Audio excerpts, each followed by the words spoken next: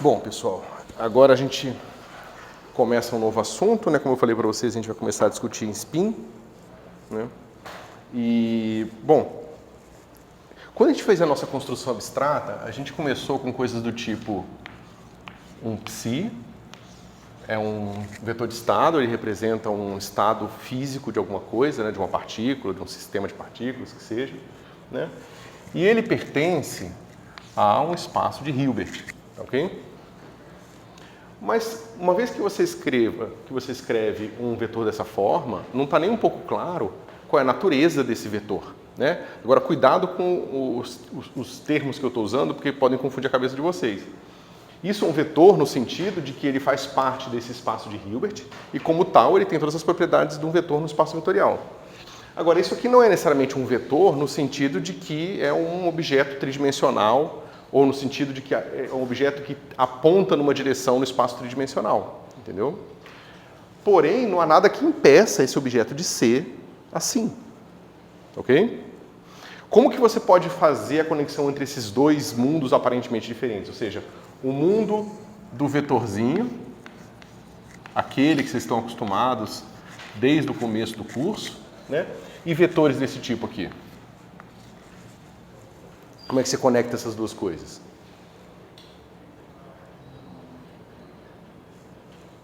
Deixa eu refazer minha pergunta.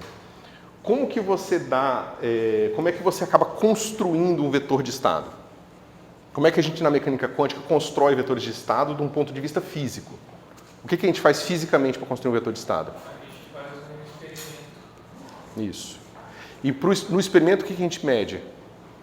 A gente mede, acho que vai depender do experimento, a gente mede o observável. Exatamente. Então a nossa construção desse cara aqui, ela vem a partir do que a gente chama de observáveis. Então, digamos que eu tenho um observável A e um observável B, observável C, ou seja, vários observáveis que têm qual propriedade? Que comutam, né?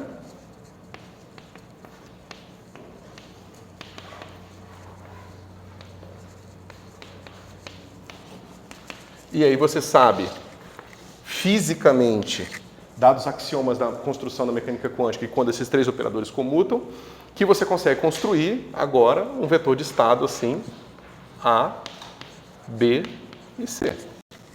Né? Onde A seria o rótulo do alto valor associado ao A maiúsculo, B, mesma coisa para o B e C para o C. Tá certo? Então você construiu essa representação aqui dos estados físicos e você usa ela justamente para construir não só a estrutura matemática, mas a estrutura física da coisa. Ou seja, se você sabe que você é capaz de observar posição, momento ou energia, né? Então agora você pode tentar construir emissores de partícula ou detectores que sejam associados àqueles observáveis. Ou seja, esse detector aqui, por alguma razão, sempre emite partícula com uma certa energia, ou sempre emite uma partícula com um certo momento angular e assim por diante. Então essa construção aqui, né, ela vem dessa forma. Agora, a gente viu também que nessa construção a gente pode reescrever aqui, dependendo da base da posição, a gente tem uma coisa x, y, z, mas tão bom quanto essa representação é uma representação que é assim, R, L e M, certo? É um pouco complicado de pensar, mas esses dois conjuntos de vetores de base, tanto esses quanto esses aqui, são capazes de descrever um estado qualquer de uma partícula. Certo? São conjuntos completos de operadores que comutam, então você consegue descrever tanto aqui quanto assim. Agora veja, se a gente pega uma partícula com momento angular orbital, L igual a 1, a gente tem quantos M's aqui possíveis? Tem 3 M's, menos 1, 0 e 1.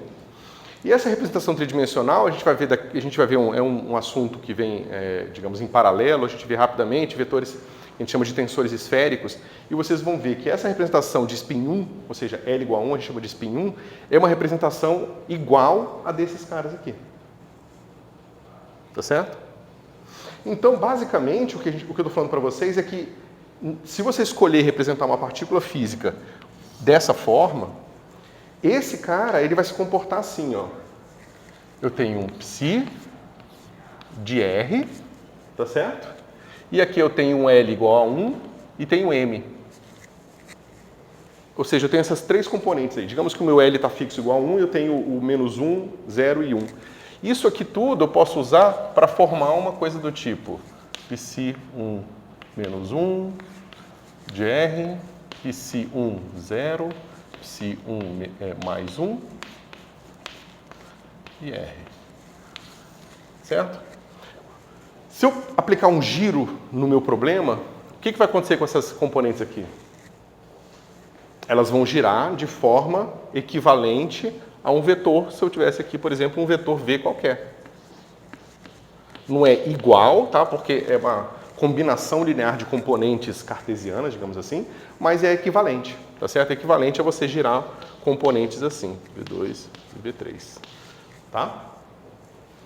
Aí você pode se perguntar, bom, mas o que isso tem a ver com essa dependência espacial? Né? Nesse caso, a gente sabe que essas componentes aqui, a gente encontrou lá nas aulas passadas, elas vão vir de integrais da função de onda, né? Lembra? Esse cara, aquele que a gente tinha escrito assim, o LM de R, ele tinha a ver com uma integral aqui, ó, de Y, LM, estrela, θ, φ, né? O Psi aqui, com todas as x, y, z aqui. Tá certo? Então é aquela mesma coisa que vocês viram em eletromagnetismo. Você pega aqui uma distribuição de carga, aí você integra, se aqui fosse, por exemplo, 0, 0, isso aqui é uma constante, você simplesmente somar toda a distribuição de carga num certo volume, se você dividir pelo volume, você tem o quê? A densidade de carga. É o que a gente chama de monopolo. Ou seja, visto de longe, um objeto pode ser separado em pedaços. Um monopolo, o dipolo, o quadrupolo e assim por diante. E cada um desses está associado a um tipo de tensor. Tensor de ordem 0, tensor de ordem 1, tensor de ordem 2, né? Simétrico sem traço. Bom, então, esse cara está girando, mas isso está girando como vetor porque, na verdade, esse é o dipolo da distribuição. Ou seja, digamos que sua função de onda, por alguma razão, é alongada numa direção especial. Quando você calcular, né, o dipolo dela, que vai ser a integral quando esse cara tiver 1, e aí esse cara aqui podendo ser menos 1, 0 e 1, você vai ter três componentes que vão te dar a direção daquela distribuição. Então, sua função de onda é alongada nessa direção, provavelmente o seu dipolo você vai encontrar assim. Da mesma forma que se você tiver uma distribuição de carga, né, e você tem um pouco de carga negativa aqui, um pouco positiva ali, você calcula o dipolo, ele aparece como sendo um vetor ligando a carga negativa à carga positiva. Então, essas componentes vetoriais que estão aparecendo aqui, elas não têm a ver com uma natureza vetorial intrínseca da partícula. Esse caráter vetorial tem a ver com a distribuição espacial da probabilidade. Tá certo? E, portanto, tem certas restrições, né? Sendo a mais importante é que, no caso das representações, o nosso L aqui, a gente mostrou, só pode ser inteiro. Porque senão você giraria a função de onda, ela mudaria de sinal e isso daria para você uma função de onda descontínua. Certo? Então, a pergunta é, se a gente quer botar um caráter vetorial aqui, não basta a gente ter representações do grupo de rotação aparecendo aqui, como essa aqui. A gente precisa de uma representação extra, a gente precisa de alguma coisa a mais, um observável que seja externo a esses aqui, tá certo?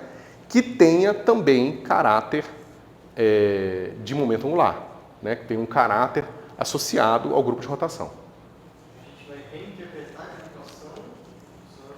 Não, a gente não vai interpretar. Eu estou tentando mostrar que essas representações de rotação, elas aparecem. Elas já aparecem há bastante tempo. Só que elas estão aparecendo não porque existe um observável extra associado ao momento angular da partícula, a um momento angular da partícula. Elas aparecem justamente porque qualquer coisa que tenha distribuição espacial é passível de ter um dipolo. Assim como tem um quadrupolo, um octopolo e todos os outros multipolos vão estar lá, entendeu? Então esses vetores que estão associados a direções no espaço, eles vão existir sempre para qualquer coisa que esteja com uma distribuição espacial. Tá certo? O que eu quero fazer como pergunta aqui não é essa. A minha pergunta é, será que existe um observável a mais? Um outro observável que também esteja ligado ao grupo de rotações. E esse tipo de brincadeira é o que se faz muito em física de partículas. Esses observáveis extras associados a outros grupos, né, aparecem o tempo todo. geralmente como cargas, né? Então você tem a carga do eletromagnetismo, do eletrofraca, da cromodinâmica, estão associadas a esses observáveis extras, né? Que vão ser o que a gente chama de carga, ok? Então tá claro o que nós estamos buscando aqui, ou seja, na prática a gente vai perguntar o seguinte: será que a gente tem, por exemplo, X chapéu, Y chapéu, Z chapéu e mais um outro observável chamado S chapéu? Tá certo? E se a gente tem um outro observável, será que esse observável aqui, ele é o quê? Ele é escalar, ele é vetor, ele é spin, né? Então essa é a construção que a gente vai fazer, né? Colocar um observável extra e ver como que ele vai se, como é que se diz, se comportar quando pensado em conjunto com aqueles que nós já tínhamos, ok?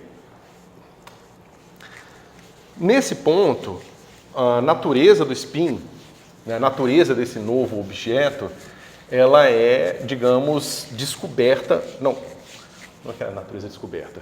Esse observável extra, no âmbito da mecânica quântica, ele só pode ser introduzido da forma empírica, no sentido de que nós não temos elementos teóricos para deduzir a existência desses objetos de antemão, certo? A gente não tem nenhum princípio matemático ou físico que, uma vez imposto, nos leve à conclusão de que esses observáveis a mais devem existir. Pode perguntar. Por esse S não estar aparentemente relacionado com a direção Y, Z, X, então é por isso que não é detectado, porque não se relaciona com as coordenadas espaciais?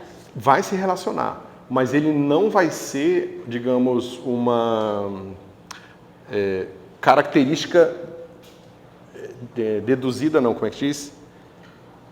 Que descende desses observáveis já existentes, entendeu?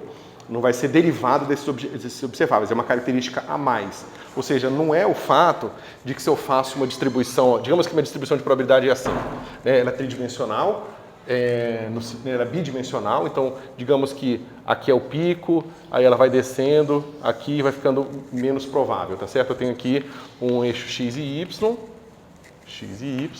né? E aqui a altura, digamos que essa aqui é mais alta e aqui é o mais baixo, e essa altura aqui descreve a probabilidade, tá certo? Se eu pego essa função de onda aqui, que é uma função de X e Y, como eu falei para vocês, se eu integro essa função aqui, né? Se eu faço uma integral assim, de X, psi, de X e Y, dx, dy, esse cara aqui, você pode tentar, né? Na verdade tem que tirar Bota o sistema de coordenadas na origem desse negócio aqui, essa integral aqui vai te dar o seu dipolo, tá certo? Então essa direção aqui, ela tem a ver justamente com a direção espacial associada a esse objeto aqui, ó. Okay? Mas em um ponto, essa função aqui é escalar. Ou seja, se eu botar a origem aqui eu tenho um certo valor, aqui é x0, então eu tenho um psi de x0, e se eu girar agora em torno deste ponto, esse cara aqui é um escalar. Ele não muda de valor. Eu posso botar ele na origem, eu giro quanto que eu quiser, que o psi na origem não muda, porque o ponto é o mesmo, certo? Então, justamente, esse cara aqui é o caráter vetorial que vem da distribuição espacial. A minha pergunta é, será que num ponto eu não tenho um observável extra que também tenha a sua natureza ligada ao grupo de rotações?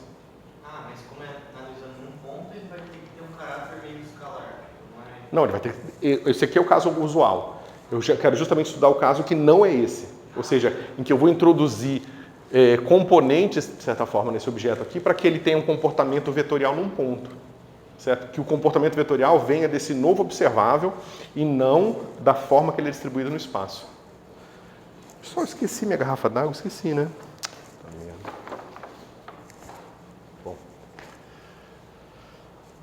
Bom, tá compreendido isso aqui?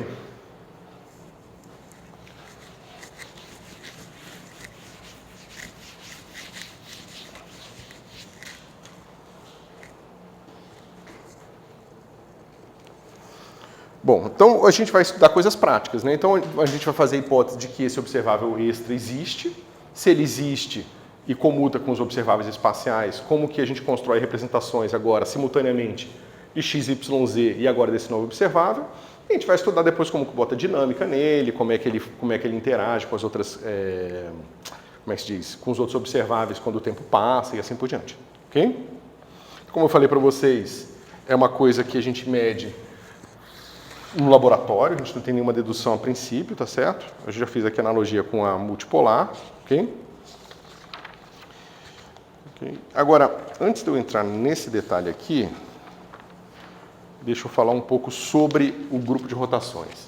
Então, a gente tem o grupo SO3, tá certo? Como eu falei para vocês, o grupo SO3, você pode pensar nele como uma variedade, né? Ou seja, você pode pensar nesse grupo como um espaço. Esse espaço tem pontos, e esses pontos equivalem a uma rotação. Ou seja, digamos que eu tenho aqui R, eu não vou lembrar agora como é a ordem aqui, mas é uma coisa... Vocês lembram da ordem dos ângulos de Euler? Bom, sei lá, é alguma coisa do tipo, tá? RZ aqui e psi, sei lá. Você tem 3 ângulos, tá certo? Você gira primeiro aqui, aí depois você gira aqui, depois você gira aqui, e isso garante que, se você pegar esses 3 ângulos e variar eles, você consegue encontrar todos os pontos possíveis do grupo de rotação, tá certo? A gente não tem uma fórmula fechada, ou seja, a gente não tem como escrever isso aqui como uma matriz 3x3 parametrizada em termos de senos e cossenos, tá certo? Quer dizer, até tem, né? Mas fica um monstro que ninguém escreve porque não tem nada intuitivo associado àquilo, certo? Mas esses pontos aqui todos são novos elementos que equivalem a rotações diferentes, certo? A questão é, como é que é a topologia desse espaço?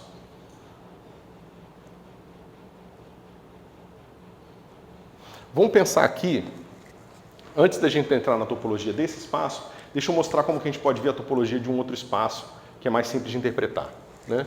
Então, se você pegar uma rosquinha a gente chama de 2 toro, né? Esse cara aqui, ele é aquela tela do videogame, certo?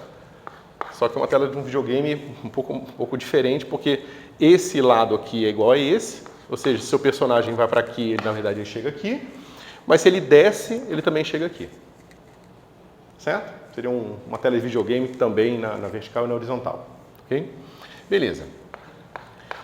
Se você pensar numa rosquinha, ela tem essa característica, né? Você tem uma rosquinha aqui, né? Ela é assim. Se você dá uma volta nessa direção, você chega no mesmo lugar. Mas se você anda aqui por cima da rosquinha, também você chega no mesmo lugar. Certo?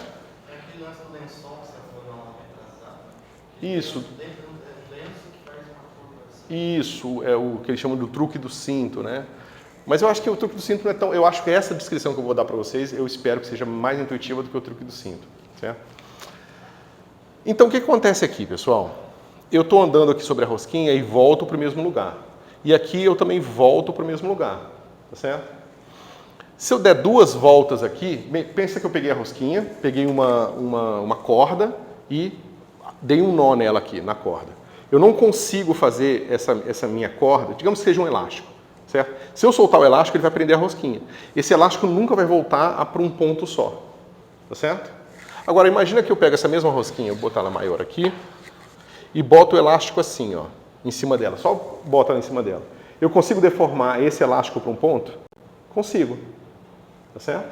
Agora, se o elástico estiver amarrado aqui, ou se o elástico estiver amarrado aqui, eu não consigo. Tá certo? Agora, digamos que eu peguei, em vez de eu pegar o elástico fechado, eu pego ele aberto e passo ele 2 vezes. Eu consigo pegar o elástico que foi amarrado 2 vezes e transformar no elástico que deu uma volta só? Não dá. Certo? É impossível. Certo? É mais fácil ver isso aqui. Ou seja, digamos que meu elástico começou aqui.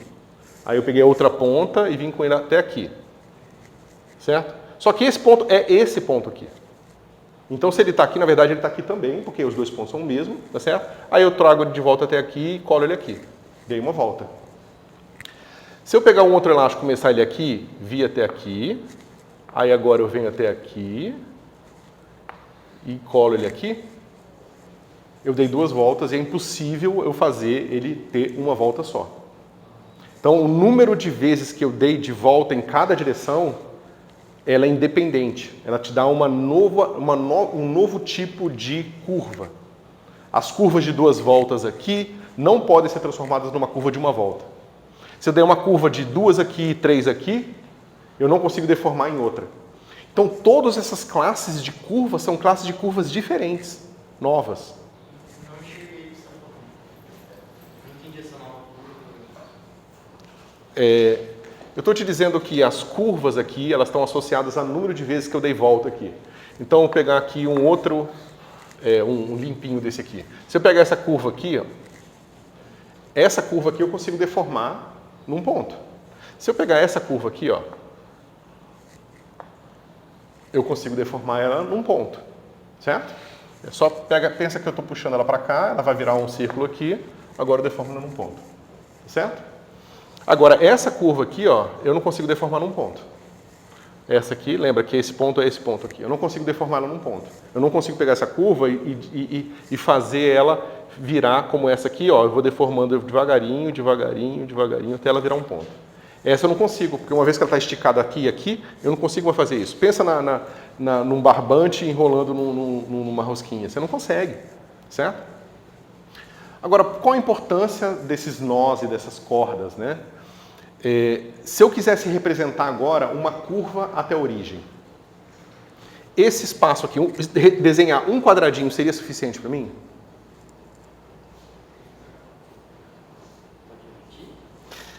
Deixa eu fazer uma analogia aqui para vocês.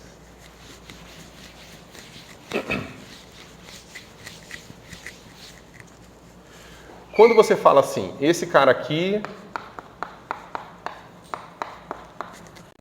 Quando você diz, isso aqui é um vetor, e eu peço para você desenhar no quadro, como é que você faz para desenhar isso no quadro? Você faz a representação dos eixos O que você está fazendo quando você faz a representação, quando você está colocando a representação dos eixos? Eu estou dizendo como é a topologia do meu espaço. Sim, mas mais do que isso, você está colocando uma origem aqui. Então, quando vocês pensam nisso como um vetor, vocês automaticamente estão pensando numa seta que sai da origem até esse ponto. Certo? Então, na verdade, esse vetor você pode pensar como uma curva, onde implicitamente é a curva que é a geodésica, porque ela é uma linha reta, né? E ela está saindo da origem. Então, a origem está implícita no pensamento de vocês. Sem origem, isso aqui são só 3 números. E daí? Né? Então, de certa forma, toda vez que você bota uma sequência de 3 números, ela representa uma curva, contanto que a topologia seja trivial. Tá certo? Agora, e nesse caso aqui? Se eu falo que, digamos que isso aqui seja menos 1 e 1, menos 1 e 1. 1, aí eu pego aqui o x1 e x2. Se eu pegar os pares aqui, em menos 1 e 1, tensor, produto cartesiano, menos 1 e 1. Tá certo? Então, eu pego pontos x1, x2 pertencentes a esse conjunto aqui. Ok? Esses pontos são suficientes para descrever, esses números são suficientes para descrever os pontos no meu espaço?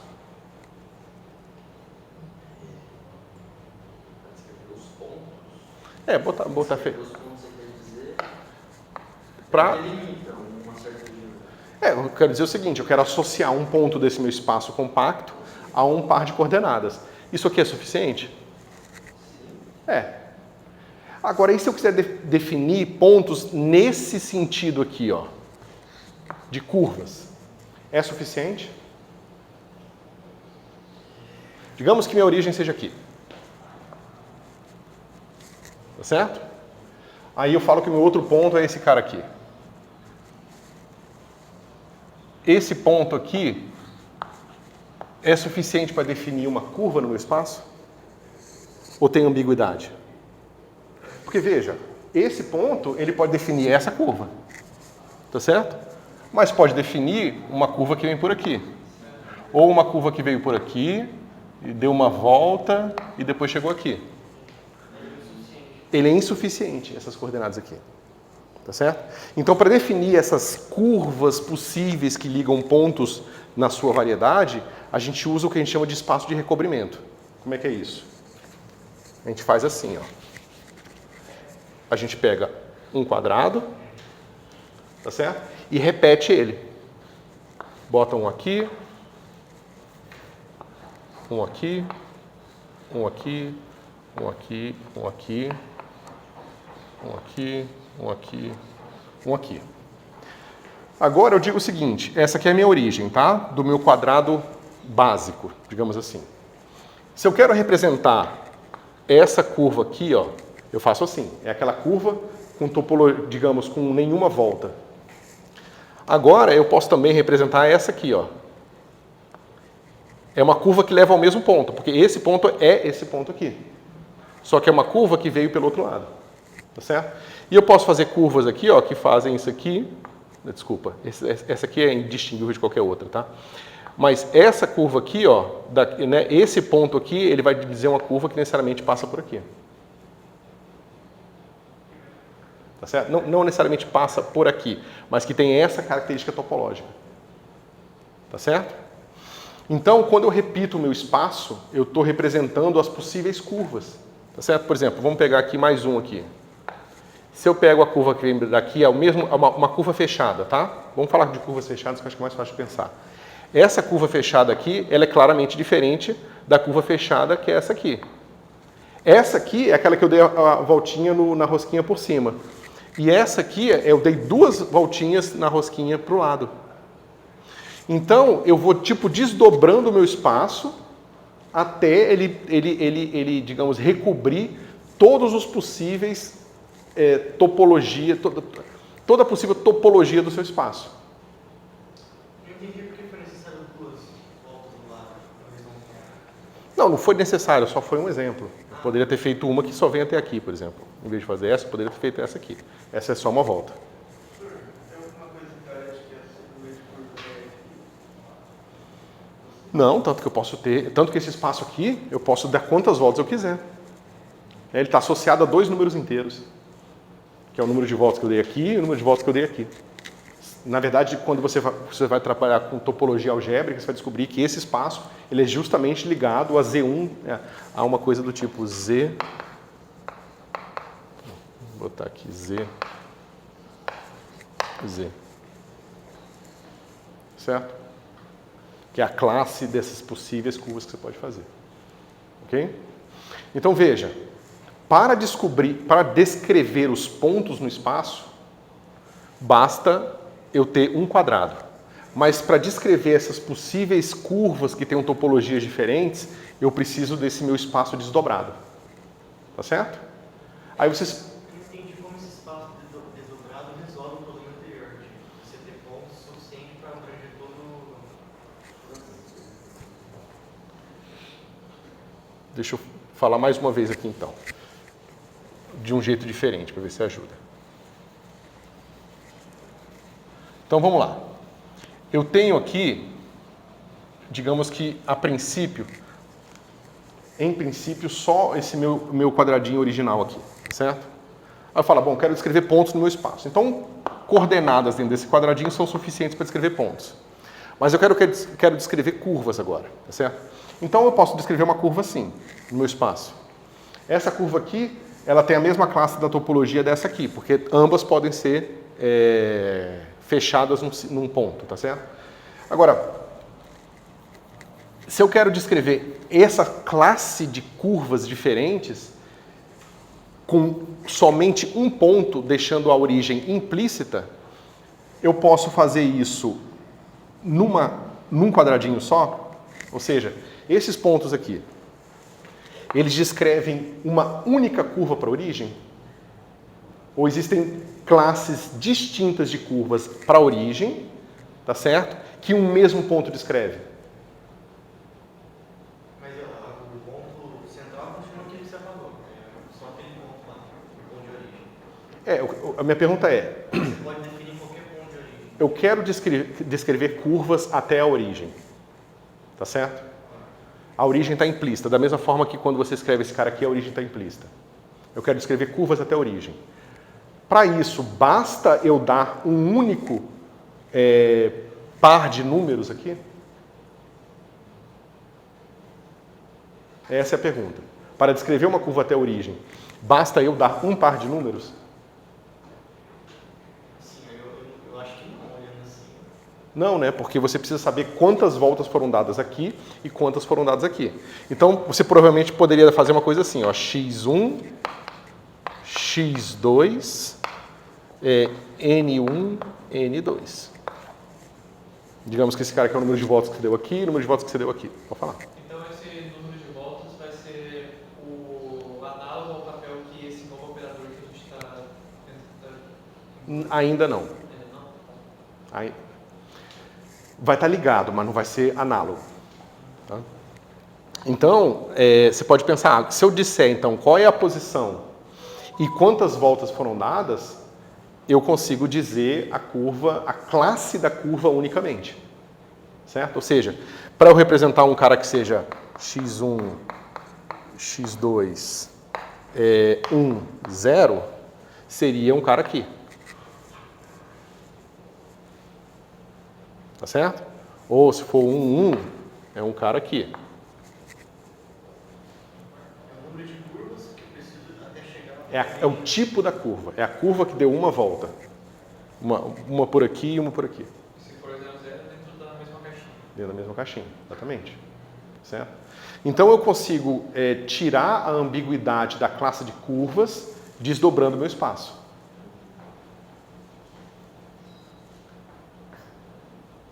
Então agora passa a ser suficiente, um ponto suficiente que vai... É cada um ponto, ou seja, se eu descrever agora, em vez de eu descrever meu ponto aqui, eu descrever o meu ponto em R2, eu não preciso dessa coisa complicada aqui, porque esse aqui teria que estar entre menos 1 e 1, esse aqui menos 1 e 1, e aqui números inteiros. Só que para não ter que ficar lidando com números inteiros e poder trabalhar com funções contínuas e tal, eu venho para cá. Só que aí eu sei que basicamente para eu descobrir quantas voltas eu dei, eu pego a coordenada x e divido aqui, e vejo, divido por 1 e vejo quantas unidades eu andei para a direita, divido por quantas unidades eu andei para cima, e isso vai me dizer quantas voltas eu dei em cada direção. Tá certo? É um conceito um pouco abstrato, tá? Mas não é assim absurdo, porque ainda são coisas que você tem vivência direta, tá certo? São curvas, são laços, são cordas, tá? Ok. Agora, o que isso tudo tem a ver com SO3? Né? Ainda bem, o SO3 é muito mais simples que isso, tá certo? Ele só tem uma classe de curvas diferentes. Tá? Vamos ver isso.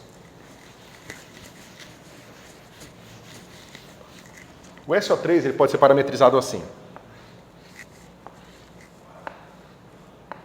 Deixa eu fazer...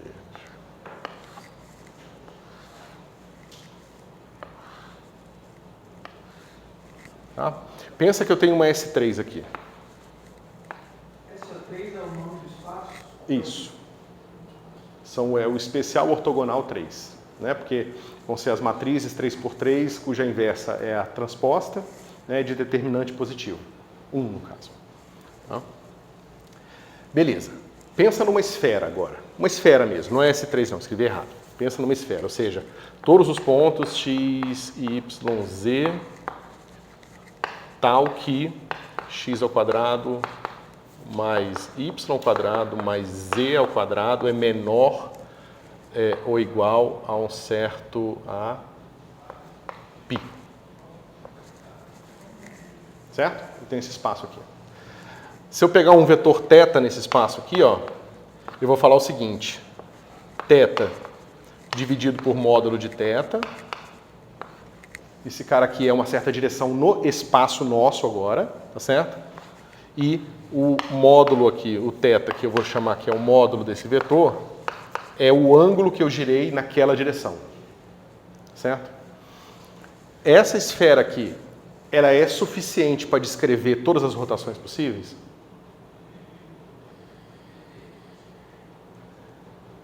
Acho que não. Ela tem todas as direções do espaço. Né? Então, esse cara aqui, que é um vetor normal, parece que está suficiente. Né? Eu posso descrever qualquer rotação, e qualquer rotação no fim, você pode sempre pensar que ela foi feita num eixo. Né? Então, eu pego um eixo qualquer. E uma vez que eu fiz esse eixo, veja, se eu estiver bem perto da origem, significa que meu ângulo é perto de zero. Então eu peguei um eixo qualquer, mas eu rodei nada. Beleza. Aí se eu for andando aqui até a borda dela, o meu ângulo vai aumentando. Significa que eu pego aquele mesmo eixo, que é essa direção aqui, e estou fazendo giros cada vez maiores. Se eu me afasto, o giro é maior. Se eu afasto, o giro é maior. Até o momento que eu chego aqui, na borda. Só que a borda é na hora que o módulo for π. Tá certo? Só que se eu giro π numa certa direção, é a mesma coisa de eu girar menos π na direção oposta. Isso está claro? Pensa que eu estou aqui, ó. Pensa que eu pego essa direção aqui. Aí eu giro π, 180 graus aqui. Tá certo? Se eu pego a direção oposta e giro aqui nessa direção, né? Você tem que pensa que eu estou fazendo essa direção aqui. Deixa eu fazer usar a regra da mão direita. Então eu estou girando aqui, ó, π para cá. Nessa é π para cá. Se eu giro 180, eu estou fazendo a mesma coisa. Certo? Eu estou chegando no mesmo ponto. Ok? Então, mas isso significa que se eu for andando até aqui e chegar no π, é a mesma coisa de eu chegar aqui no que eu não desenhei aqui embaixo, que eu sou horrível de desenho, no menos π. É uma esfera cuja borda da esfera está toda identificada. Eu saio daqui e eu chego aqui. E isso é só o grupo de rotações. Basta vocês ficarem pensando, girando livro, caderno, qualquer coisa, que vocês vão pensar, que vocês vão entender isso. O grupo de rotação, ele tem uma topologia engraçada. Pode contar. Professor, entendi. Porque a gente não viu que a rotação em uma direção e na outra nunca levaria ao mesmo. Desculpa, pessoal, isso está errado, claramente, né? Porque esse cara aqui é a regra da mão direita, o giro é para cá. Então fez esse giro aqui. Tinha que ser na mesma direção, tá? A regra da mão direita gira para cá, mas tem que ser menos π. Por isso que é para cá também, tá? É a mesma rotação. Tem que ser a mesma coisa, tá? Eu tinha feito errado aqui. Mas sim, você estava perguntando. Não, a rotação que você fez é para chegar no mesmo ponto, né? Não, para chegar na mesma rotação. Ah, tá. Mas eles são coisas completamente diferentes, girar para um lado. Você não tem que pensar no giro como sendo, digamos, uma deformação de vários giros, desde do não fazer nada, do não girar, até o que você está fazendo. Não é isso. Eu estou pensando só no ponto final mesmo. Estou pensando só no giro final que eu obtive quando eu cheguei aqui. Só nesse giro aqui. Esse giro aqui é eu pegar esse cara aqui, tá certo? Pegar essa direção e girar 180. Tá certo? E o que eu estou falando, isso é equivalente a eu pegar esse cara aqui e fazer isso aqui.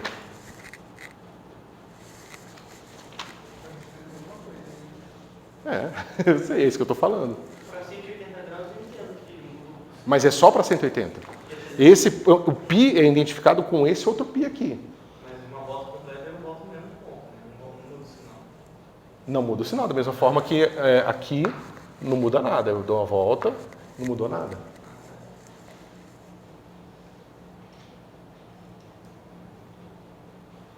Então, mas o que acontece se eu der 2 voltas na minha esfera? Vamos lá? Vamos dar 2 voltas. Isso é mais difícil de pensar, tá, pessoal? Mas isso tudo é física do dia a dia, tá?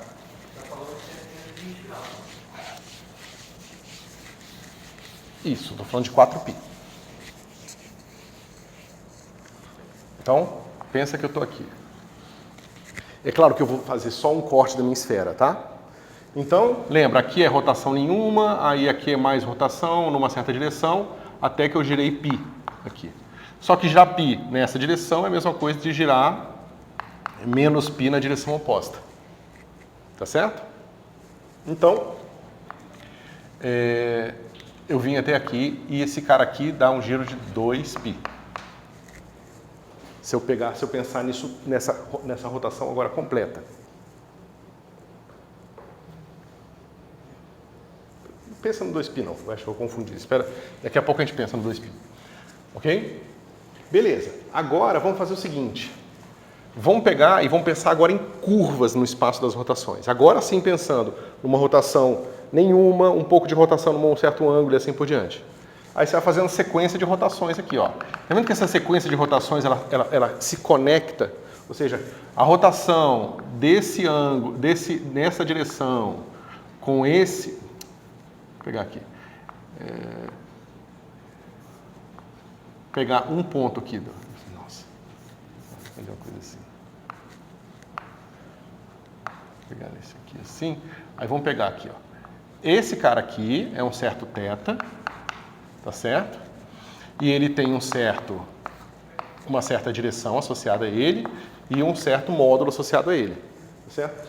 Essa rotação aqui desse ângulo θ, ela está conectada a uma rotação, ou seja, eu posso deformar ela um pouquinho, mudar um pouco a direção. Você vê, eu posso mudar essa direção para cá.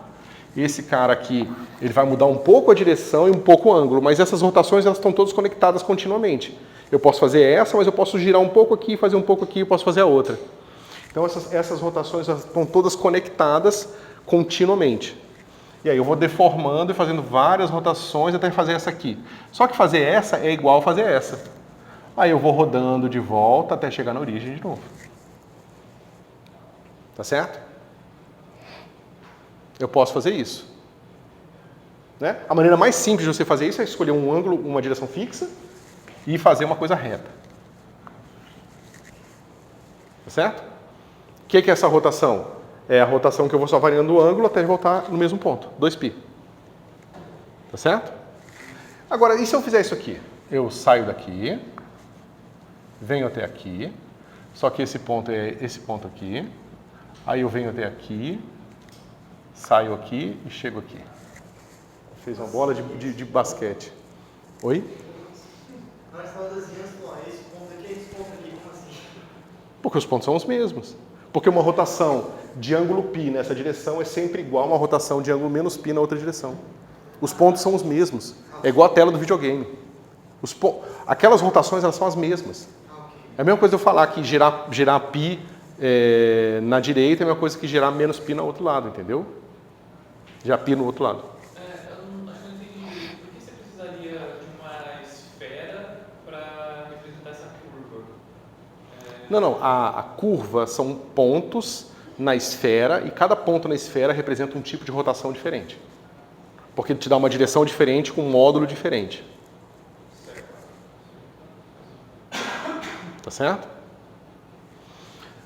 Agora veja, se eu dei uma volta só, se eu sair daqui, que é um giro de π, digamos aqui, π na direção z, e eu conecto com menos π na direção menos z. Isso é fácil, né? Π na direção z é a mesma coisa que menos π na direção menos z. Certo? Beleza. Eu consigo deformar essas rotações em uma rotação em torno de um ponto só? Ou até melhor, posso trazer elas para a origem e transformar essa rotação numa rotação nenhuma? Eu girei até chegar a 2π. Eu consigo fazer isso virar nenhuma rotação? Não, né? Digamos que eu fiz o seguinte, eu fiz assim, ó. Eu peguei essa rotação aqui, eu peguei esse objeto e girei até fazer 2π. Eu consigo fazer esse giro completo de 2π virar giro nenhum? Não, né? Ó, pensa que eu fiz só esse aqui e voltei. Eu posso só um pouco menos e voltar, só um pouco menos e voltar, e estou mantendo ele parado. Isso seria mais ou menos o seguinte, ó. Eu pego esse cara aqui, saio da origem, giro um pouco nessa direção e volto. É só fazer diferente aqui, mas você pensa que eu estou voltando por cima. Eu posso depois fazer um ângulo, eu posso fazer o mesmo giro cada vez menor. Em vez de eu fazer até aqui e voltar, eu posso fazer até aqui e voltar, eu posso fazer até aqui e voltar, eu posso fazer até aqui e voltar, até aqui e voltar, até fazer giro nenhum. Que é isso que eu estava fazendo para vocês, ó. Faço assim e volto. Faço assim e volto, assim e volto, assim e volto, até não ser giro nenhum. Então eu estou tentando mostrar para vocês essas curvas agora no espaço das rotações. Vou falar. De novo, a pergunta que você tinha feito era... qual que tinha sido a pergunta? A pergunta é o que acontece quando a gente girar 2 vezes? Tudo bem, a gente volta no mesmo ponto, mas será que girar 2 vezes pode ser deformado em girar nenhuma vez? Porque senão, eu teria a mesma coisa da tela do videogame. 2 voltas é diferente de uma volta só, 3 voltas é diferente de 2 voltas e 1 volta, e 0 voltas, e assim por diante. Mas o que a gente vai ver aqui no grupo de rotação é que, uma vez que você dá 2 voltas, ela é equivalente a dar uma volta só, a dar volta nenhuma. A gente sempre volta para o mesmo lugar, mas é que está pensando no objeto e não na rotação. O objeto não é o que importa, é a rotação que importa. Parece que esse parâmetro da rotação foi para 0. Então, Nesse caso aqui, a gente está deformando, né? Isso aqui volta para 0. Eu estou girando uma coisa numa certa direção aqui, aí eu vou girando cada vez mais até girar nessa direção aqui. Aí agora eu vou girando na direção oposta até eu chegar no mesmo ponto. Mas o que você estava falando desse barbante em volta da bola, se ele fecha e eu consigo diminuir para um ponto só, não é rotação nenhuma. Não, é uma classe de curvas no espaço das rotações. Tudo bem. Essa que você desenhou na esquerda, que é um elástico que pega a bola inteira, Isso. eu consigo puxar esse elástico para uma das pontas e ele fica desse jeito. Não consegue. Não consegue. O seu pensamento foi ótimo, porque vai ajudar a gente a pensar no caso de 4π. Mas esse aqui, ó, se eu falar, vou tentar pegar esse cara e trazer para cá, né? Mas não dá, porque toda vez que eu mover esse ponto aqui, eu vou ter que mover esse aqui para cá, porque os que são identificados são antipodais. Eu estou preso. Na hora que eu puxar esse para tentar aproximar do outro, eu não consigo. Seria eu pegar um ângulo de π e vou mudar a direção, mas não consigo aproximar o antipodal da outra, entendeu? Toda vez que eu mexo essa, a antipodal mexe junto. O polo, né, o ponto antipodal muda junto. Então eu não consigo fazer isso. Certo? Agora, se eu estou dando 2 voltas, ou seja, esse cara aqui, ele se conectou. Isso aqui estava... Não, estava certo. Esse cara veio até aqui. Esse cara veio até aqui. Só que esse está conectado ao antipodal dele. Tá certo? E agora ele veio até aqui. Certo? Eu não consigo mexer esse separado desse, tá certo? Porque esse ponto é esse ponto aqui. Você tem razão. Mas como eu dei 2 voltas, eu posso mexer esse. Aí eu posso me aproximar, esse aqui, ó, se aproxima daqui, e esse vai se aproximar desse. Tá certo? Quando eles se aproximarem todos, na verdade, eu estou numa rotação só. Eu voltei para eu estou com uma rotação que se deformou a uma única rotação, em um ponto só, do espaço das rotações. Então, 4π é equivalente a equivalente à classe que gira até um ponto só.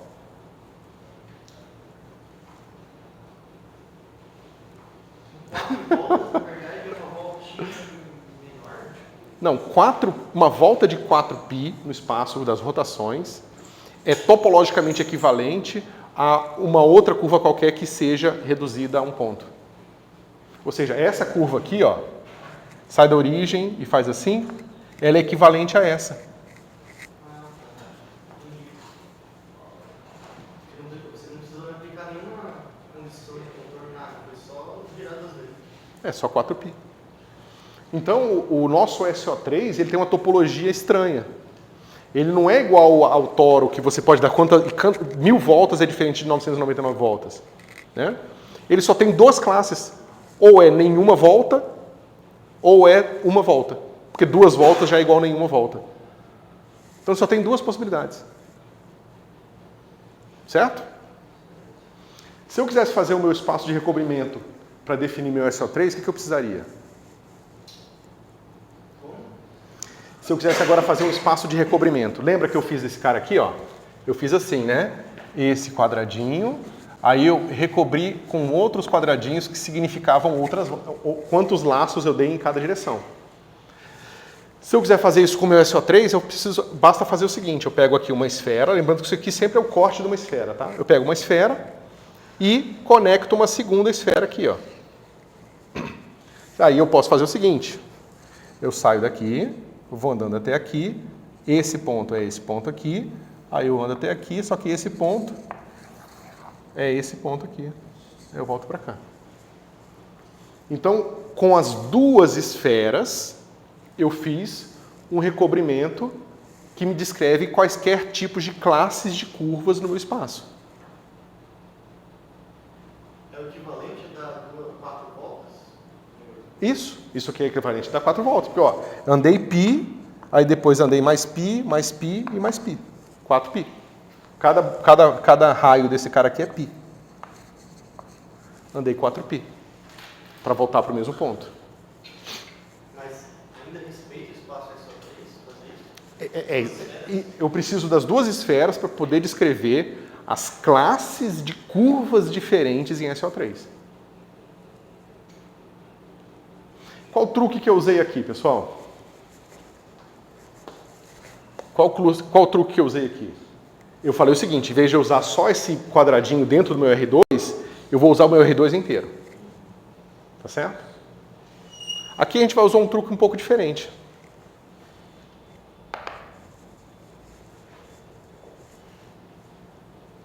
Eu tenho possíveis rotações, certo? Agora, vocês lembram de uma coisa nas nossas rotações? Esse cara aqui, ele tem que estar presente na rotação, lembra? Eu mostrei para vocês que esse cara aqui tem determinante diferente desse cara aqui, ó. E, portanto, esse cara aqui, que é menos a minha rotação, não faz parte, não é uma quantidade que eu consigo encontrar deformando uma rotação qualquer. Eu não consigo pegar uma rotação qualquer e deformar ela até virar a inversão espacial. Ou seja, uma inversão espacial não é uma rotação. Certo? Certo? Mas eu posso fazer o seguinte, então. Eu tenho uma rotação qualquer, uma matriz de rotação. Então, menos a minha matriz de rotação é uma classe distinta dessa. Certo? É isso que eu vou fazer aqui. Em vez de eu separar e dizer que eu estou na classe 0 ou na classe 1, eu vou falar que essas caras aqui vão ter uma certa matriz de rotação e essa aqui vai ser menos essa aqui. Que aí quando eu girar duas vezes, menos 1 vezes menos 1, dá 1. Eu volto para o mesmo ponto. Tá certo? E é por isso que na hora que nós escrevemos as nossas representações dos espinores, eles são de tal forma que quando você gira 2π, o espinor só muda o sinal. Ele está indicando para a gente, eu estou representando objetos na classe de curva que vieram até aqui. Qual seria essa diferença de espinor para espinor? Espinor é o objeto matemático que representa os vetores aonde os espinores atuam. Desculpa, aonde os observáveis de spin atuam. Certo? Professor, então essa aqui seria tipo um R e essa é menos R. Isso. Aí se você colocar mais um aí, R menos R. É, mas digamos que a regra de passar de uma para outra é botar um sinal de menos 1. Na hora que eu sair daqui e botar menos 1 de novo, eu tenho que necessariamente voltar para cá. Professor, você está falando aqui, que seria um mapa que você está fazendo? Eu estou fazendo um mapa das possíveis classes de curvas dentro do grupo SO3. Eu posso pensar esse sistema como uma transição de cargas ou eu estou viajando? Pode. Na verdade, mas não vai te ajudar muito, porque a transição de cartas é sempre local, né? Me ajuda a entender. Ah, tudo bem. Tá demais. Sim, mas é sempre, você está fazendo uma transição de cartas, mas a topologia entra na geometria diferencial, justamente porque você pode ter essa carta colada nessa, só que essa carta está colada nela também por aqui, entendeu? Que é basicamente o que está acontecendo aqui. Ok? Então não é estranho que o grupo de rotação seja assim. Tá certo? Se eu for representar uma rotação num vetor, ele mudaria a direção do vetor, certo? Faria a inversão espacial. Mas se eu for esperto e fazer minha rotação assim, ó, lembra que a gente já viu isso bastante? Esse cara aqui, rodando uma matriz. Esse cara muda o sinal. O que acontece quando eu mudo o sinal de R? Né? R vai em menos R. Isso aqui continua sendo menos R, que é igual a R, M e R. Tá certo? Isso que a gente vai ver que os observáveis associados aos espinores, eles continuam tendo as características de um objeto que está sendo girado naturais. Que é, você girou 2π, você voltou para o mesmo lugar e ponto final. O espinor, aqui a matriz representando um giro de um espinor, ela pode ganhar um sinal negativo, mas não importa, porque ela aparece 2 vezes. Tá certo? E é por isso que aqui, o menos 1 daqui não vai importar. Certo? O que é espinor que apareceu do nada? Você explicou? Não tem espinor nenhum ainda aqui. Eu falei que vai girar o espinor. A gente vai introduzi-los daqui a pouco. Tá certo? Como é que tá, pessoal? Muito ruim? É abstrato. Nem é tanto abstrato assim.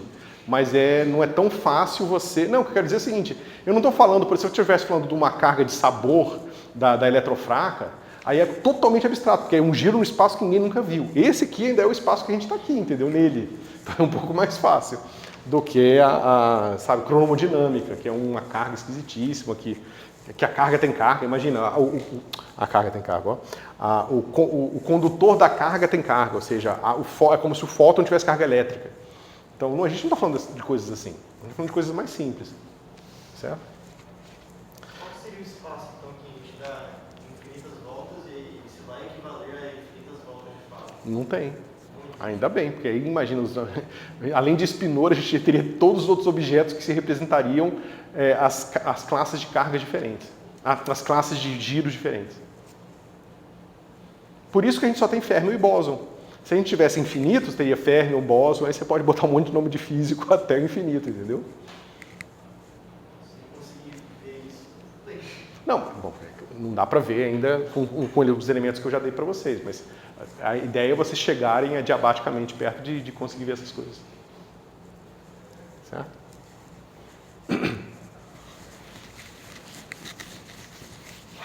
Bom. Então a pergunta é a seguinte, pessoal.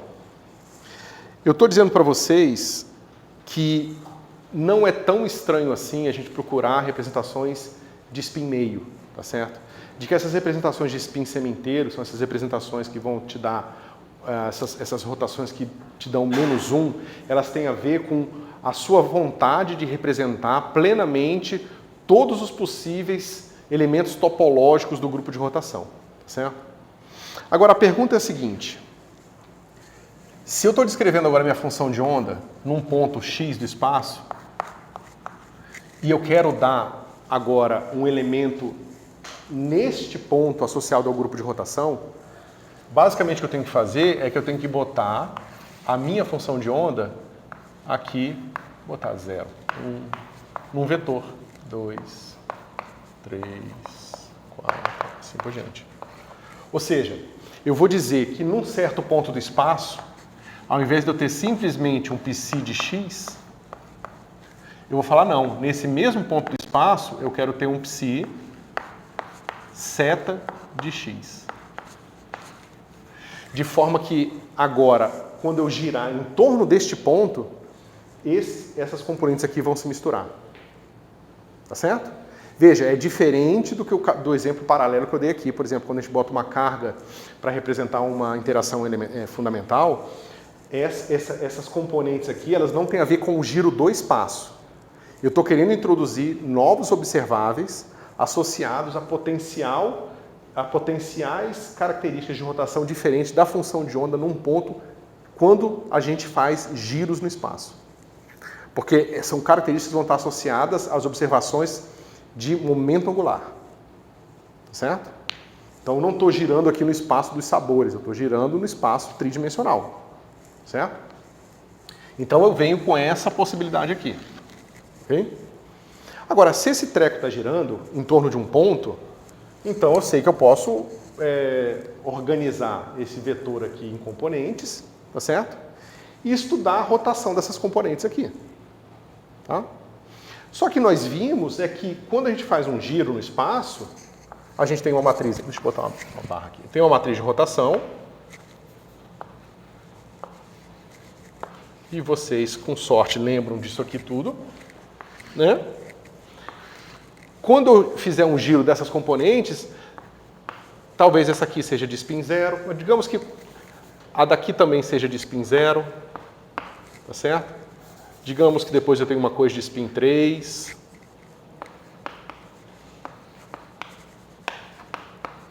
E aqui uma de spin 2. Ou seja, digamos que eu medi, de alguma forma, observar um novo observável aqui no meu problema, tá certo? Está ligado ao momento angular, digamos, momento magnético, alguma coisa assim. Essa partícula aqui tem momento magnético intrínseco. Interessante, deixa eu medir. Aí eu começo a medir e descubro que ela tem esse monte de componente aqui, tá certo? Bom, esse aqui provavelmente não vai estar ligado ao momento magnético 0, tá certo? Porque são duas representações de spin 0, então momento angular 0, tá certo? Então a gente sabe, né, que o L, o J é 0 para essa representação. Então, como o momento angular é 0, o momento magnético vai ser 0. Mas aí vai ver que provavelmente o que eu estou medindo vem daqui, ó. Porque é uma representação de spin 3, então tem momento magnético, que está associado a H cortado, 1 vezes 1 mais 1, né? Isso, 1 vezes 1 mais 1. E esse cara aqui é uma representação de spin meio. Tá certo? Só que veja, pessoal, essas representações a gente argumentou, a gente não provou, mas argumentou que são representações irredutíveis. Significa que eu não consigo encontrar um subconjunto aqui, uma combinação linear especial desses três componentes, de forma que quando eu girar, elas não vão se misturar entre si. Eu não consigo separar esse cara num bloco, porque toda vez que eu girar, potencialmente 2 mistura com 4, que mistura com 3, todo mundo potencialmente se mistura com todo mundo. Que é equivalente a eu dizer que se eu estou vendo aqui 1, 0, 0 e girar para cá, agora eu vou ver 1, 1, 0.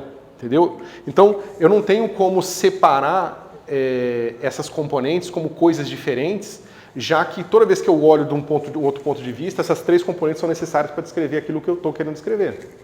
Tá certo? Porém, a gente viu que a representação do grupo de rotação é em blocos. Ou seja, eu sei que eu não posso separar, eu não posso quebrar isso em pedaços menores. Mas eu sei que esse nunca vai se misturar com esse. E esse nunca se mistura com esse nunca se mistura com esse. Tá certo?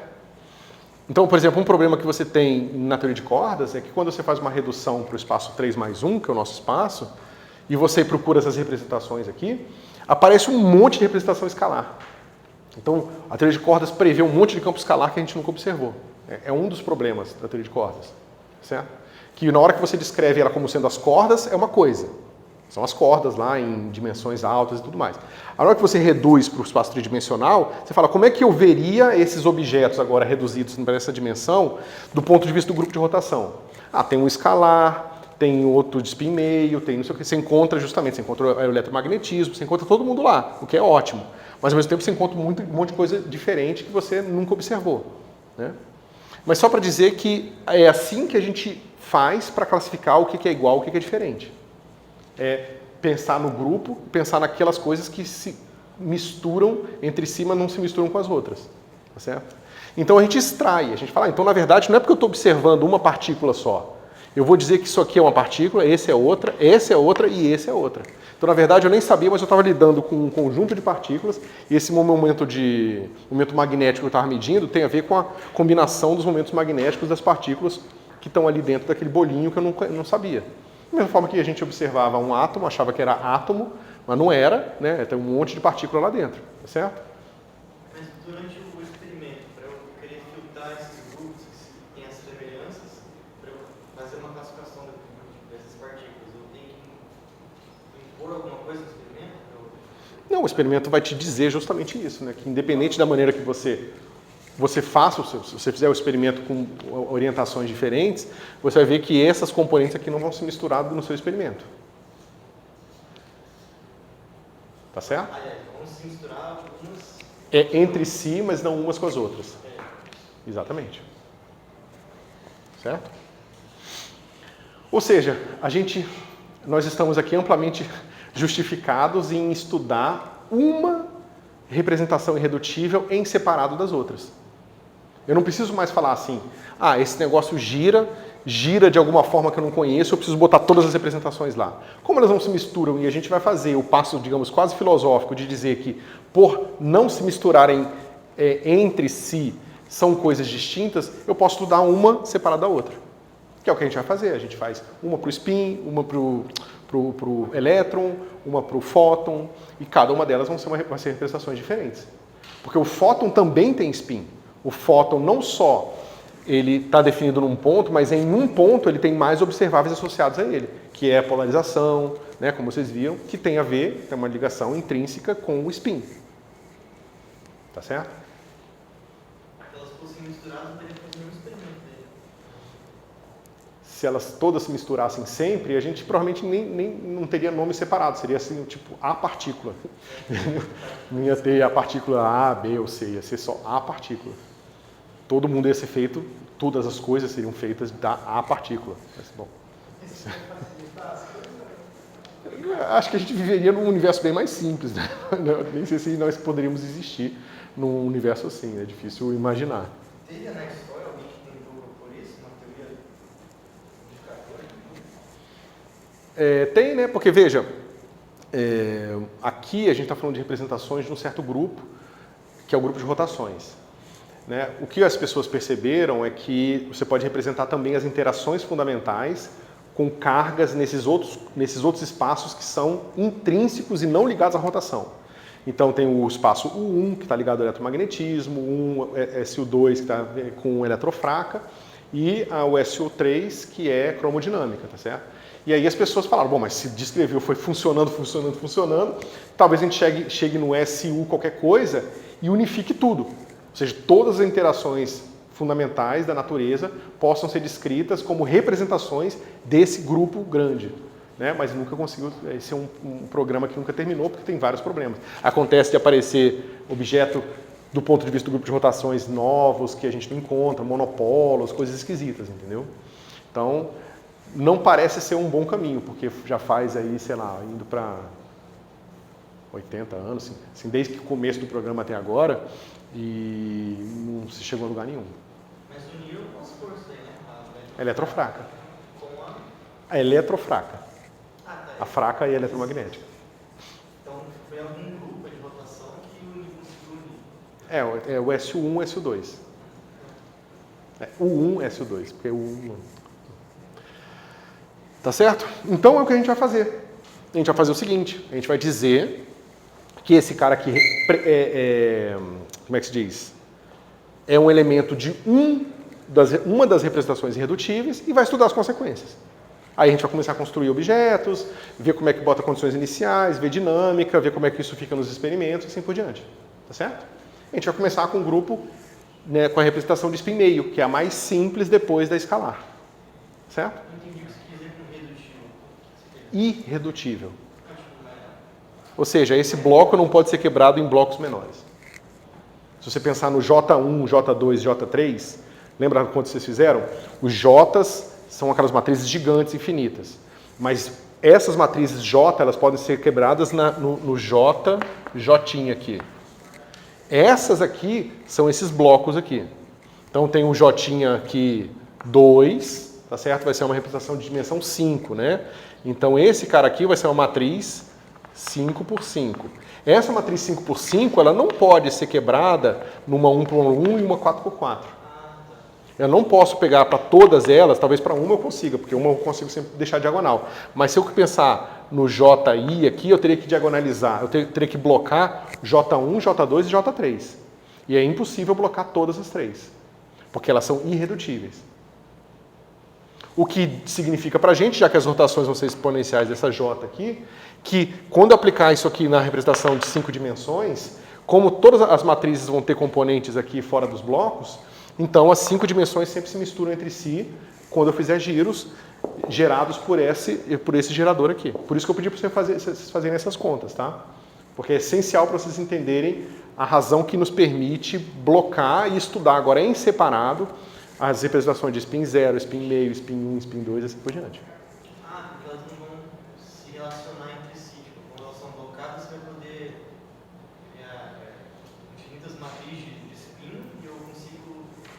estudar só um pedaço. Exatamente. Esse é o argumento físico que eu estou dando para vocês, entendeu? Como essas coisas, elas não se misturam quando eu faço mudanças de pontos de vista do meu problema, isso me permite, de certa forma, pensar como coisas diferentes, tá certo? E do ponto de vista prático também, nos permite fazer conta separado para esse bloco, para esse bloco, para esse bloco. Se todos os blocos existissem de forma constante nos experimentos, a gente provavelmente não faria essa separação também. Se toda vez que a gente gerasse um elétron tivesse junto uma partícula escalar, uma partícula de spin 1, uma partícula de spin 3,5, se o tempo todo a gente tivesse com uma sopa dessas partículas de todos os spins, provavelmente a gente trabalharia com esse vetorzão aqui mesmo, entendeu? Mas não acontece que na prática, por alguma razão que a gente não entende plenamente qual é, a gente só praticamente tem partícula de spin meio e spin 1. Na verdade, a gente nunca viu outra coisa. Basicamente, a gente viu agora o bóson de Higgs, que é spin 0. Mas mesmo o bóson de Higgs é uma partícula super especial. Então, na prática, a gente sabe mesmo que existe, eu diria, com plena confiança e certeza, partícula de spin meio e partícula de spin 1. Porque o graviton ninguém nunca viu, porque a gente, primeiro, não tem uma teoria da gravitação quântica. Então, falar de graviton do ponto de vista no mesmo pé de igualdade disso aqui é besteira. Então, seria uma partícula de spin 2. E o Higgs, a gente vê ele, mas... não da mesma forma que a gente vê os elétrons e os prótons e os quarks e as outras partículas, entendeu? Então é isso. Aí é um outro mistério. Por que a natureza não é democrática com spin? Por que a gente não tem um monte de partículas de spin 3,5, né, por aí? Claro que a gente vai ver que tem uma série de restrições. Por exemplo, para uma teoria ser atrativa, por exemplo, como a gravitação você não poderia ter um spin diferente do spin 2, do graviton, tá certo? Você vê que se você tentar construir uma teoria da gravitação com partículas de spin 1, ela teria atração e repulsão, ela teria carga positiva e negativa, tá certo? Então, claro que tem outras consequências posterior que limitam essas construções, tá certo?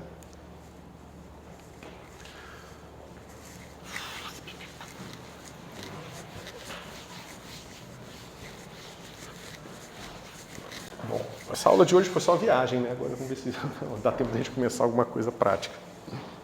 Eu ia até perguntar em que capítulo que a gente está. A gente está no capítulo de spin. É o 14, sempre vale a pena ler o livro-texto, tá, pessoal? O Shankar, eu tento falar algumas coisas parecidas, outras coisas que eu me empolgo, vejo um pouco diferente, então sempre é complementar, pelo menos, certo? Ok. Agora, vamos pensar o que acontece quando a gente girar um objeto que tenha essas características, certo? Ou seja, o que acontece aqui, por exemplo, quando eu pego um campo vetorial, campo elétrico, e giro o campo elétrico? Né? Então, veja, eu estou em um espaço tridimensional, aí eu tenho um ponto do espaço aqui, que é o meu ponto X, e nesse ponto eu tenho um campo elétrico, aqui, digamos, apontando para cima. Certo? Se eu giro o meu espaço para cá, então esse ponto, ele, em vez de estar aqui, ele vai ser girado para cá, tá certo? Então ele vem para cá. E esse cara que está aqui, ele vai fazer isso aqui, ó. Digamos, deixa eu pegar. Então, o meu campo elétrico estava apontando para cima, ele vai apontar um pouco para cá. Tá certo? Então, veja, quando eu girar o meu campo elétrico, eu tenho que girar o argumento e tenho que girar as componentes. Tá certo? Mas vocês lembram de uma coisa? Quando a gente pega a representação, o argumento vai numa direção, né? E as componentes vão na outra, tá certo? Então, quando eu girar esse cara aqui com uma rotação R, vai aparecer a matriz aqui e a matriz aqui.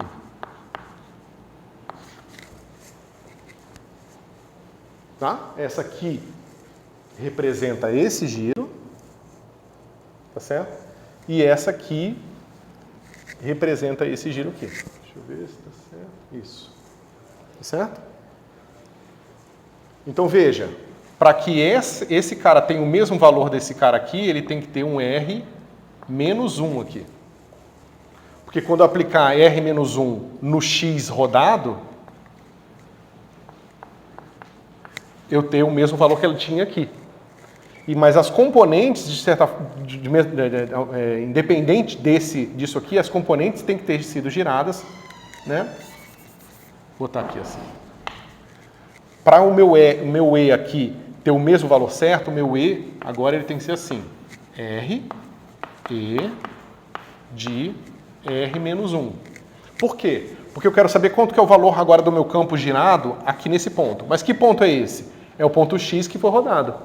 Então, R em X, esse cara aqui vai ser igual à rotação das componentes do meu campo elétrico no ponto X. Ou seja, o meu campo modificado ele tem que ter o R aqui e o R aqui, justamente porque quando eu calcular ele aqui, eu encontrar esse cara girado para cá. Tá claro, pessoal? Ok. Então, quando eu fizer minha transformação, digamos, eu vou ter isso aqui, ó.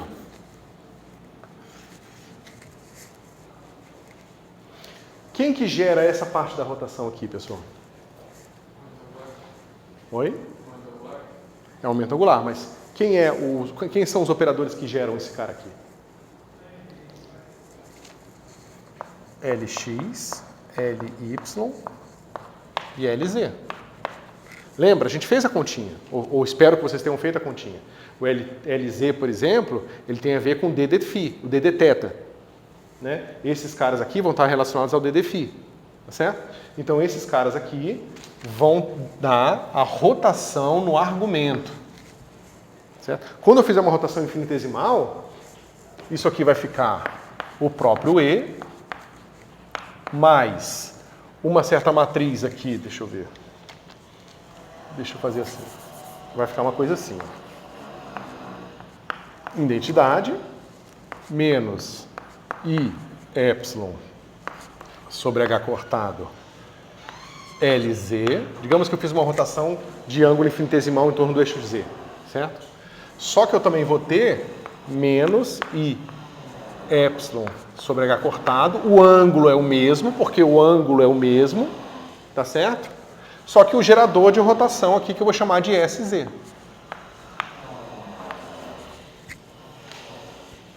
Tá certo? Esse cara aqui vai ser uma matriz 3x3 nesse exemplo. Porque esse aqui, ó, lembra, esse cara aqui é aquela matriz, ó. No entorno do eixo Z, então é cosseno de epsilon mais seno de epsilon menos seno de epsilon cosseno de epsilon 0, 0, 0, 0, 1. Não é esse cara aqui que gira o campo vetorial? Então, esse cara gira as componentes. Só que no argumento eu também tenho cossenos e senos girando x, y e z. Tá certo? Esse cara aqui vão ser as derivadas, ddx, né, tá associados a ddθ, ddφ, justamente porque eles vão fazer esse giro no argumento. E esse cara aqui é a matriz 3. Veja, esse cara é um operador diferencial, esse cara é uma matriz 3x3. Tá certo? Claro que implicitamente o que a gente está dizendo é que a gente tem dois pedaços do nosso espaço. O que está associado às componentes e o pedaço que está associado aos argumentos. Então, esse LZ aqui, se você lembrar lá quando a gente estudou o produto tensorial, ele é basicamente o seguinte. Ele vai ser o LZ em 1, digamos, na representação da posição, produto tensorial em identidade 3x3. Tá certo? Da mesma forma que o meu SZ aqui, ó, da forma que eu estou escrevendo, ele vai ser o quê? Ele vai ser a mesma coisa, ele vai ser a identidade no que diz respeito à posição, produto tensorial, aí sim, a matriz 3x3 aqui, que vai representar a minha rotação nas componentes. Você disse que o LZ só tem o argumento e o S tem O L, ele roda os argumentos e o S roda as componentes. Eu achava que o LZ já tinha os dois. Não, o LZ é só argumento. Porque o LZ é ddθ, ddφ, né? Que tem a ver com a série de Taylor que muda simplesmente mistura x com y, x com z, assim por diante, como numa rotação. Então, isso Isso é só o argumento. Esse é só argumento e esse só componente. Os dois juntos fazem esse papel aqui, ó. Componente, argumento, componente, argumento. Tá, eu mudando só componente, no caso do S, o que você quer dizer com isso? Não quer dizer nada porque eu nem fiz, porque não faz sentido. Se você gira o seu espaço, o seu campo agora que vai descrever a sua distribuição de probabilidade, ele tem que girar todo argumento e componente. Pode ser isso, só tem que ser junto, né? Tem que ser junto, sempre. Por isso que aparece aqui, ó. Porque quando eu expandi essa minha matriz aqui, ó, essa aqui é uma matriz como função de epsilon. Quando eu expandi essas matrizes para epsilon pequeno, eu vou ter isso aqui, ó. Esse cara aqui. Eu tinha esquecido de escrever o restinho aqui. Tá certo? Professor, se eu tiver esse último argumento, eu não vou ter o mesmo valor do campo elétrico antes da rotação, né? Se você não tiver esse cara aqui, você vai fazer assim, ó. Você vai girar o seu espaço para cá, mas seu campo elétrico vai continuar apontando para cima. Seu campo elétrico apontava para cima e você girou, ele apontou para cá. Se você não te botar o S ali, ele desce para cá, mas ele continua apontando para cima. Ele não está respeitando a rotação. Isso não pode existir. Existe nessas cargas internas, que são essas cargas que não estão ligadas ao grupo de rotação. Quando você gira o seu espaço, você não está girando no espaço das cargas. Esse tipo de coisa existe, mas a gente está tratando de outro tipo de coisas. Daquelas que estão ligadas ao grupo de rotação física mesmo, de rotação de coisas no espaço. Esse SZ aí, você pode explicar de novo o que é essa matriz aí que você colocou e esse outro termo aí no produto sensorial? Então, lembra que quando a gente fez aqui, vamos botar aqui no S, né? Essa aqui é a matriz. Quando a gente fez a questão do produto tensorial associado a observadores diferentes, esse aqui atua só num pedaço do espaço e esse aqui atua no outro pedaço do espaço, certo?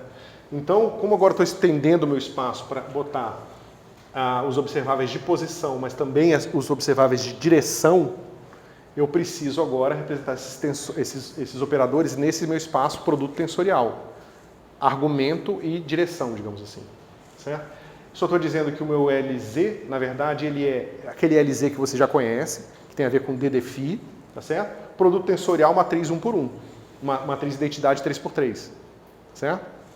E o meu SZ, ao mesmo tempo, ele não muda o argumento, mas ele gira as componentes. Então esse cara aqui, né, em primeira ordem, é só pegar esse cara aqui, em primeira ordem vai ficar 0, 1, menos 1, 0, 0, 0, 0 e 0. Isso é como se fosse uma matriz J, hein? É? Essa é uma matriz J. Na verdade, o que a gente vai fazer é justamente isso. A gente vai pegar todas as matrizes que a gente deduziu para a casa do spin meio e colocá-las aqui. E isso vai dar para a gente dinâmica cinemática de spinores. Certo? Agora, tem várias coisas importantes. Isso aqui, todos esses objetos em conjunto, eles representam um grupo de rotação. Certo? É uma representação do grupo de rotação. Então, quando eu aplico um, depois o outro, né, e depois aplico a outra ordem, todas aquelas questões de comutação, tudo aquilo se mantém. Então, na verdade, eu posso definir um cara chamado J, que vai ser igual a L mais S. J e L já tem uma álgebra bem definida, porque isso aqui é uma rotação. Então tem que ter aquela álgebra, né? Ou seja, esse cara aqui é igual a IH cortado esse cara aqui. Né? Uma maneira compacta de escrever aquela álgebra do grupo de rotações. Esse cara faz isso, mas o L também faz.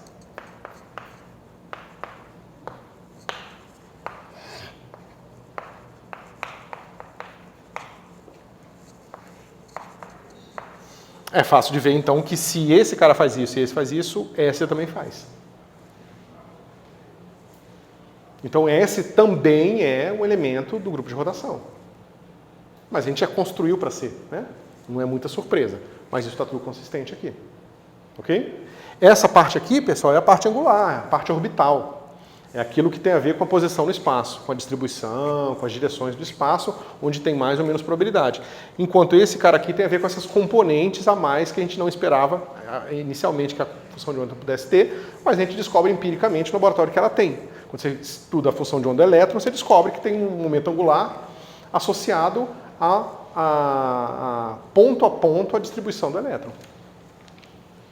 Então, se essa não é uma exigência da teoria, não é uma exigência... Não. É uma coisa Que a gente especula, empiricamente encontra e consegue fazer um bom modelo matemático para aquilo que a gente observou, introduzindo componente na função de onda. A gente introduz componente na função de onda em termos de representações do grupo de rotação, porque a gente encontra no laboratório objetos que têm essa característica, que são os elétrons, certo? Ou pósitrons, ou outras partículas de spin meio. Aí a gente faz isso aqui. Se nós virmos a equação de Dirac, a gente vê que na construção da equação de Dirac, que tem outro objetivo e outra axiomatização, esses caras, os espinores, aparecem naturalmente. Na verdade, mais que isso, na verdade sempre aparece um par de espinores, que são as partículas de carga positiva e negativa. Então vai sempre aparecer a partícula e a antipartícula. Mas aí é outro papo, porque aí a gente está falando do grupo de Lorentz, o grupo de Lorentz por ser mais complicado, e outras topologias e complicações levam a outras consequências. A gente viu que o LZ e o SZ não podem ser separados quando você está fazendo uma rotação. Não. Mas você definiu o SZ sem se relacionar com o LZ. Não é, achei que as duas precisam estar juntas. Elas precisam estar juntas porque quem gira o seu sistema é o J, ponto final. Então o J é sempre a soma do L mais Z. Isso não tem conversa. Por que na definição de SZ não tem algum elemento de LZ? Tem aqui, ó. Ele é identidade nesse pedaço. O pedaço orbital, ele não muda nada. Ah, então tem LZ aqui dentro. Tem assim, o pedaço do espaço associado ao LZ está aqui. Não? Então o SZ ele é identidade no argumento da função. Certo? É a maneira que a gente escolheu organizar as coisas. Poderia ter escritos como um operador só o J e trabalhar. Mas, por exemplo, frequentemente a gente vai trabalhar com uma situação em que você tem uma homogeneidade. Então, digamos que a sua função de onda seja praticamente constante numa certa região. Então, quando você gira, o argumento ali não importa, porque ele é constante. Mas o spinor não. Mas a parte de spin muda. Então, frequentemente, a gente consegue fatorar a função de onda do spinor num pedaço de função de onda espacial simples e o spinor. E aí nos permite fazer várias continhas de efeito de spinor sem se preocupar com a parte orbital. Mas é claro que é sempre uma aproximação. Certo? O certo seria fazer um pacote de onda com aquela coisa gaussiana, só que agora tem um pacote de onda para cada componente do spinor, né? Então tem que fazer tudo. É isso, pessoal. Então, a partir da aula que vem é continha agora, tá? A gente vai construir todo o grupo de rotações, o espaço de Hilbert por spinor, ver como é que é a cinemática e a dinâmica disso aí, para a gente poder seguir em frente.